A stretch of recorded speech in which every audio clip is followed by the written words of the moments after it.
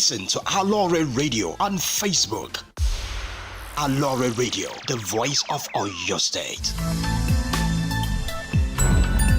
From the great city of Ibadan. Your number one online radio station.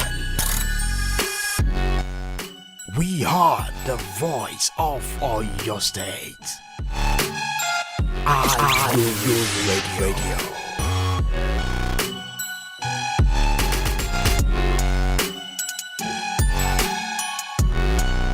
Let us take you on a journey across continents as we bring you latest news, captivating stories, and diverse perspectives from around the globe. From breaking news headlines to fascinating features, discover the stories that shapes our society and the voices that demand to be heard.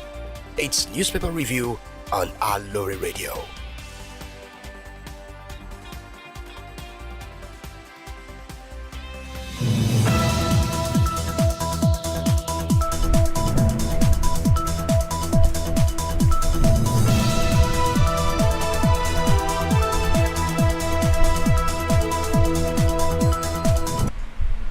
A very wonderful morning to you out there. You're welcome to Newspaper Review on Aloore Radio.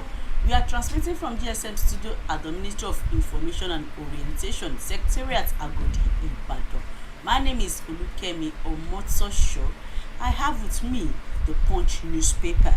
And the first story I'm going to take says, the headline says, Wigwe, federal government US begin talks as officials test Cooper's wreckage.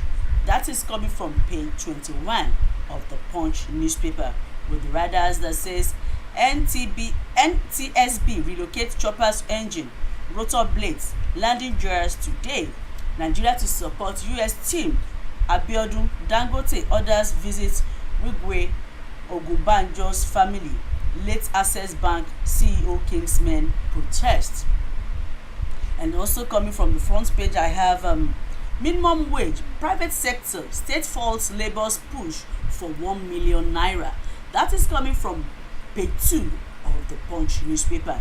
And I have on page 22, outage. Federal government plans sanctions for non-performing discourse. That is coming from the Minister of Energy. And the story, of course, can be found on page 22. On page 8, I have NAFDAC insists on sachet alcohol ban. Hoodlums attacks officials. That story, as I said, can be found on page 8 of the Punch newspaper. On page 3, I have kidnappers killed our driver for talking. That is coming from Ekiti school worker. And on page 24, IMF forecast $8 billion fall in Nigeria's 2024 foreign reserve. I have pictorials of the late Wigwe and the governor of Ogun State, Prince Dapo Abiodun, signing the constitutory register. I have on page 2 of the Punch newspaper, minimum wage, private sectors, state faults labor's push for 1 million naira.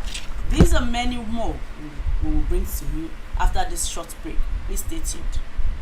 Let us take you on a journey across continents as we bring you latest news, captivating stories, and diverse perspectives from around the globe. From breaking news headlines to fascinating features, discover the stories that shapes our society and the voices that demand to be heard. It's Newspaper Review on Aloore Radio.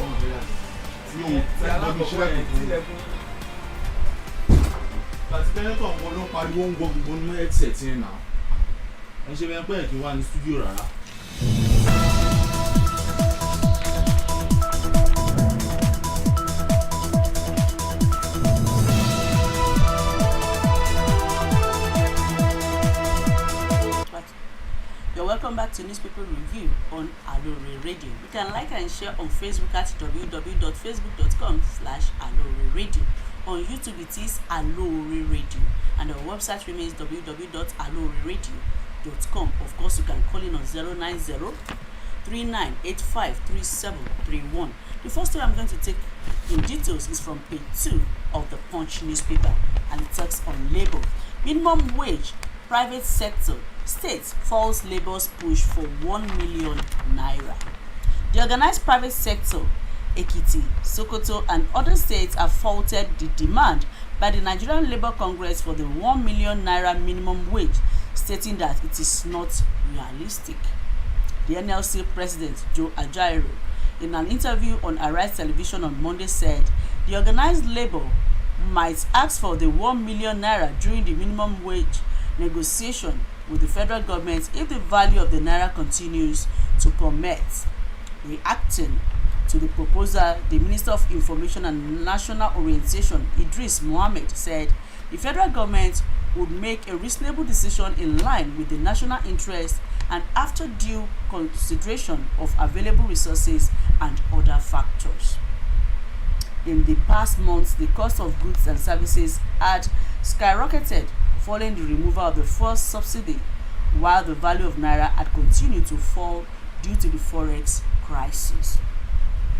The NLC and Trade Union Congress had earlier pegged their minimum wage demand at 200,000 naira, but the NLC president in his Monday interview argued that the food inflation and high cost of living had made their previous demands unrealistic.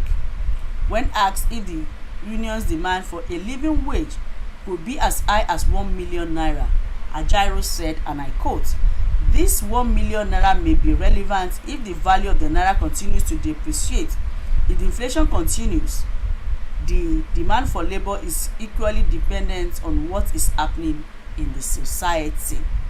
You will remember that by the time we were contemplating 200,000 naira, the exchange rate was about 900 naira. As we talk now, the exchange rate is about 1,400 naira or even more. Those are the issues that determine the demand, and it's equally affecting the cost of living. And we have always said that our demand will be based on the cost of living index.